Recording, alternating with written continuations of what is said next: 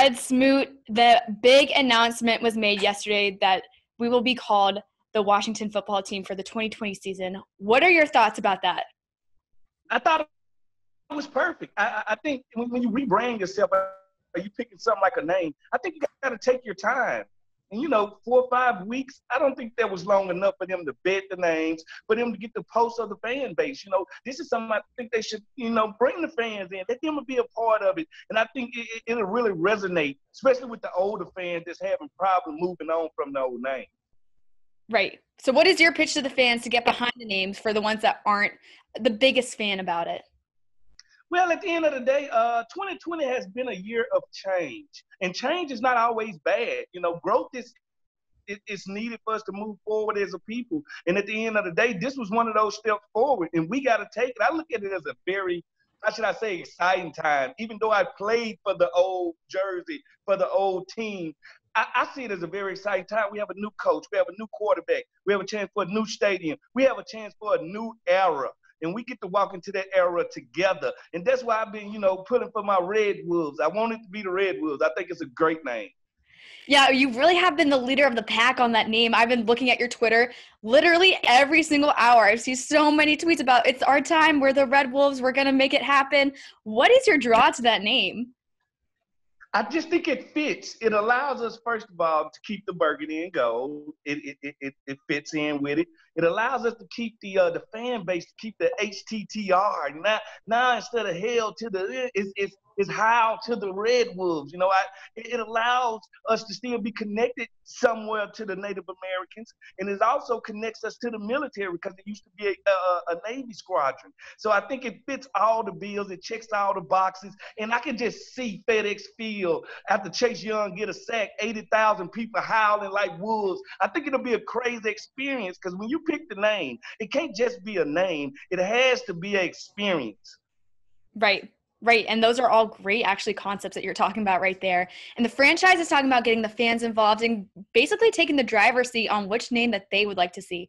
How do you feel about that? Well, the driver's seat, I don't know. I still think it should be 50-50, but everybody should have their vote.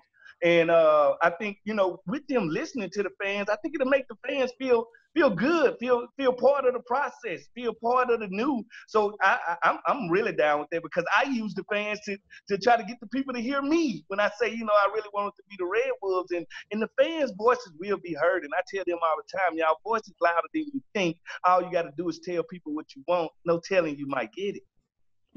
Right. And you have so many people behind your back, backing up the Red Wolves. But now we're talking about we have a new name, new era, but we're keeping the tradition a little bit, keeping the burgundy and gold, but the uniforms have a slight twist. How do you feel about the mock-ups that came out yesterday on Twitter? I actually thought they was perfect. I thought it was plain. It was simple. It was, how should I say, the old jerseys, I wore them. They was kind of dated. They was kind of aged. Sometimes tradition gets in the way of a new beginning. And I think these new jerseys, I think they're exciting. I think they're cutting edge. I think they're chic. And I think that's something we need. I think it was very smart for him to replace the numbers where the logo was going to go. I think it just fits for a team that's looking for an identity, that's soon to get a new identity. I think it's the perfect stopgap uniforms. Is there any part of the uniform that you'd like the franchise to keep?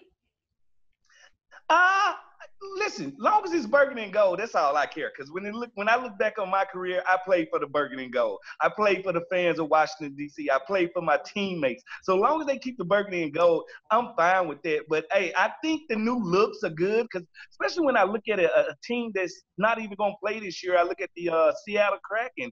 I actually found that name pretty fun, and it's a mythological creature. I totally understand that, but I find it fun for that eerie era of Seattle and all the water there. I think it fits, and I think that's what we got to have an open mind to because we've thrown ideas out there, and they're like, this don't even exist. It don't have to exist. Last time I checked, it was no Tennessee and no Titans running around Tennessee. There's no Jaguars running around loose in Jacksonville. So it doesn't have to literally be something that's from you. I know you're so busy, and I can't thank you enough for taking the time to talk with me today, Smoot. Anytime. Thank you so much.